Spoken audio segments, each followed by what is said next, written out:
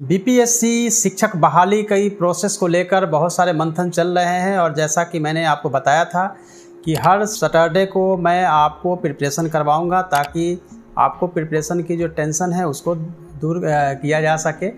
और साथ ही ये पहले मैं बताना चाहता हूँ कि सिलेबस को पहले इस तरह से समझना है कि पहले के वीडियो भी आपने देखा होगा कि एक तो हाफ पोर्शन जो है वो जीएस का होगा और हाफ पोर्शन जो है वो टीचिंग एप्टीट्यूड का होगा। तो पीआरटी हो या फिर टीजीटी हो या फिर पीजीटी हो, तीनों ही लेवल पे पीआरटी, टीजीटी और पीजीटी तीनों के अलग अलग लेवल हैं और उसके हिसाब से क्वेश्चंस का जो स्टैंडर्ड है उसके हिसाब से भी हो सकता है। और साथ ही ये भी हो सकता है कि क्वेश्चन के साथ साथ आप देखें कि जहाँ भी सब्जेक्ट स्पेसिफिक हो सकता है, जैसे कि पीजीटी है तो सब्जेक्ट स्पेसिफिक क्वेश्चंस पूछे जा सकते हैं। लेकिन मेन ये देखना है कि जीएस के एक पोर्शन जो है जिसका कि आपको संकेत मिला है पहले भी, तो जीएस के पोर्शन तो होंगे। जीएस की तैयारी भी आपको इस तरह से करवाया जाएगा कि आपको पीडीएफ भी फाइल मिलेंगे और आप बहुत सारी किताब खरीदने की कोई ज़रूरत नहीं है, नहीं आपको समय अपना बुक को पढ़ने के में गंवाना है क्योंकि टाइम बहुत कम है। जैसे नोटिफिकेशन आएगी तो आपके पास समय बहुत कम बच जाएगा। इसीलिए सबसे पहले तो यह ज़रूरी है कि जीएस में कहाँ से पढ़ना है। जैसा कि मैंने आपसे प्रॉमिस किया था, सैटरडे के नाइट तक यह वीडियो आपके सामने अवेलेबल होगी। तो सबसे पहले आपको ये समझ लेना है कि क्वेश्चन कहाँ होगा, कैसा होगा, पैटर्न क्या होगा। तो सबसे पहले मैं आपको बताना चाहता हूँ कि जीएस में जो पोर्शन 75 क्वेश्चन की जो संभावना बनती है, पॉसिबिलिटी यही है। तो हिस्ट्री से जो क्वेश्चन हो सकता है वो मैं आपको जस्ट नीचे आप देख रहे हैं कि हिस्ट्री के जो 3 टाइप के क्वेश्चन होंगे, एक तो सीधा ये वन लाइनर क्वेश्चन है, दूसरा मैचिंग कराने वाली क्वेश्चन है और तीसरा जो आप देख रहे हैं कि इसमें आपको स्टेटमेंट्स के आधार पे होता है। लेकिन जो लेवल है उसके अकॉर्डिंग क्वेश्चन ऊपर नीचे हो सकता है। तो पैटर्न जो है आप देख लिए, क्वेश्चन इस तरह के पूछे जाएंगे। हिस्ट्री में हम बात करेंगे तो हिस्ट्री में अगर आपको अभी पढ़नी है तो हिस्ट्री में सबसे पहले तो यह देखना है कि स्टैंडर्ड 6 से लेकर 12th क्लास की एनसीईआरटी बुक को आप पढ़िए। लेकिन यह ध्यान रखिए कि पुरानी वाली जो एनसीईआरटी बुक है उसी को आप लेंगे, तभी उसमें से सारे के सारे क्वेश्चन जो आएंगे। तो हिस्ट्री में आपको यह ध्यान रखना है। उसके बाद ज्योग्राफी की बात करेंगे तो ज्योग्राफी में भी आप 9th, 10th, 11th, 12th 9 से 12 क्लास की एनसीईआरटी पढ़ेंगे तो ज्योग्राफी के जितने क्वेश्चंस भी पूछे जा सकते हैं वो आपको निश्चित रूप से वहाँ से मिल जाएगा।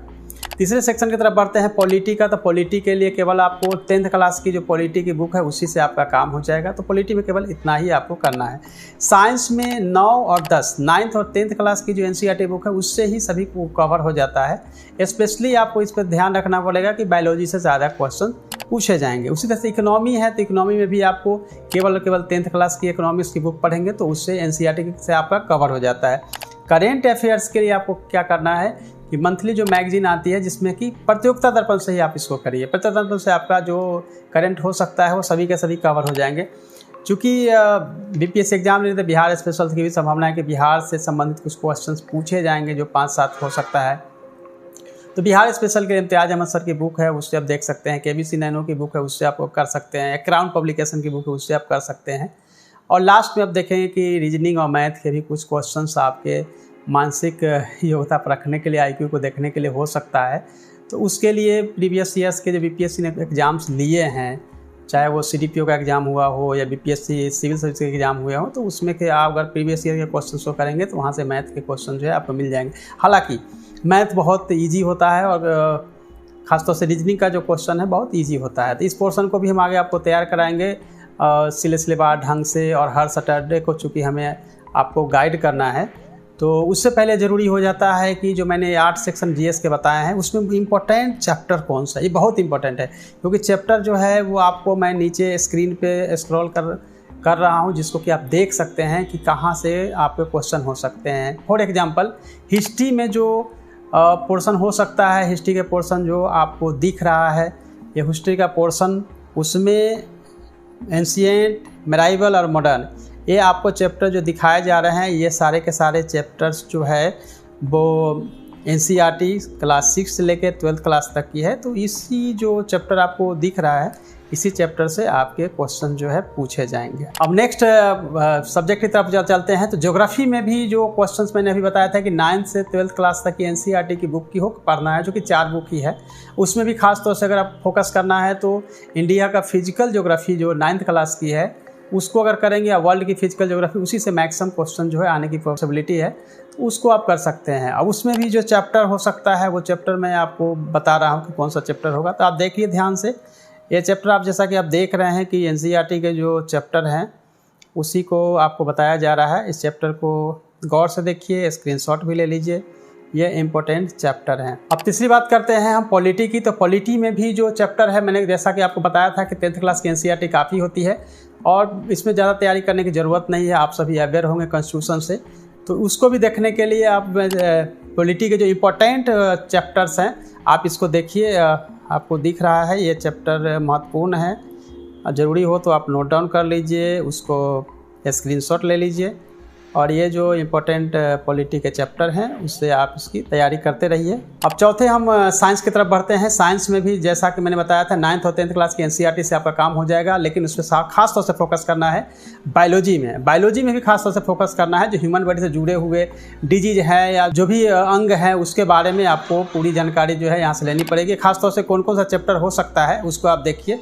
चैप्टर जो साइंस के लिए हो सकते हैं, जो 9th और 10th क्लास के एनसीईआरटी के चैप्टर हैं, वो उसमें भी जो इम्पोर्टेंट चैप्टर हैं वो आप स्क्रीन पर देख रहे हैं, उसको आप नोट डाउन कर लीजिए और उसके हिसाब से आप अपनी प्रिपरेशन करिए। नेक्स्ट हम चलते हैं इकोनॉमिक्स की तरफ। इकोनॉमिक्स मैंने पहले ही बताया था 10th क्लास के एनसीईआरटी को देखना है। इकोनॉमिक्स में बहुत पढ़ने की जरूरत नहीं है। आरबीआई आपको पढ़ना पड़ेगा। आरबीआई अगर पढ़ते हैं तो पूरी मॉनेटरी पॉलिसी अगर पढ़ लेते हैं और साथ में आपको जीडीपी, जीएनपी, एनएनपी, यानी कि ये दो ही चीज़ आपको पढ़ेंगे तो आपको पूरी की पूरी इकोनॉमी की तैयारी हो जाती है, पूरे कॉन्सेप्ट आपको क्लियर हो जाता है। फिर भी मैं आपको कुछ इंपॉर्टेंट चैप्टर जो एनसीईआरटी के हो सकते हैं आपको मैं बता रहा हूँ, उस चैप्टर को आप नोट डाउन कर लीजिए। और ये आप जैसा देख रहे हैं जो इंपॉर्टेंट चैप्टर है वो अब मैंने आपके सामने रखा है, उसमें से आप नोट डाउन कर लीजिए। इस इंपॉर्टेंट चैप्टर को करना ईजी रहेगा और कुछ महत्वपूर्ण चैप्टर आपको दिखाया गया। बात करेंगे करंट अफेयर्स की। तो करंट अफेयर्स में पहले ही कहा था कि हर मंथ को आपको करना है। एक बार हम कंपाइल करके पीडीएफ फॉर्म में आपको उपलब्ध भी करा देंगे सारे मटेरियल्स। आपको टेलीग्राम पे पहुंच भी जाएगा। टेलीग्राम में कहीं दिक्कत आ रही है कई जगह पे कि आप ज्वाइन नहीं कर पा रहे हैं, तो आप लिंक भी आपको आज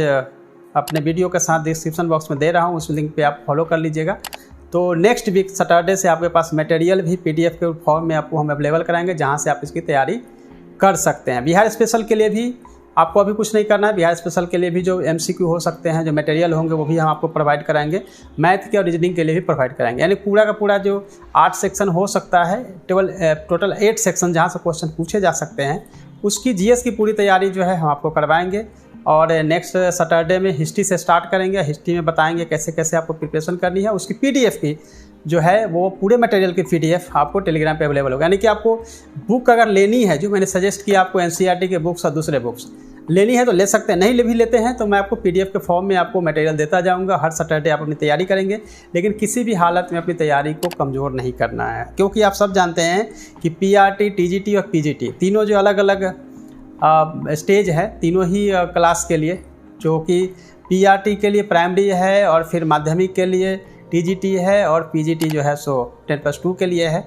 तो 10+2 में आपको ये देखना पड़ेगा कि वहाँ पर सब्जेक्ट स्पेसिफिक है तो वहाँ भी उसकी तैयारी होगी, तो उसके लिए हम बाद में आपको बताएंगे। या फिर टीजीटी के लिए भी अगर साइंस और सोशल साइंस हो जाता है, एसएसटी हो जाता है, तो उसकी भी अलग से हम आपको बताएंगे कैसे आपको तैयारी करनी है। नेक्स्ट जो सैटरडे आएगी उसमें मैं आपको टीचिंग एप्टीट्यूड में कहाँ से पढ़ना है, कितना पढ़ना है, कौन सा चैप्टर हो सकता है, डिटेल्स डिस्कशन जो है आपके साथ करेंगे, तो आप उसकी तैयारी कर पाएंगे। अभी आपके पास जो 1 वीक का समय बचा हुआ है उसमें केवल जो मैंने बताया है उसको आप रीड करना शुरू करिए, क्योंकि नेक्स्ट वीक से आपके सामने हम पढ़ाना और उसके मटेरियल भी उपलब्ध कराना शुरू कर देंगे, ताकि आपकी जो तैयारी है वो प्रॉपर होती रहे दोनों ही लेवल पे।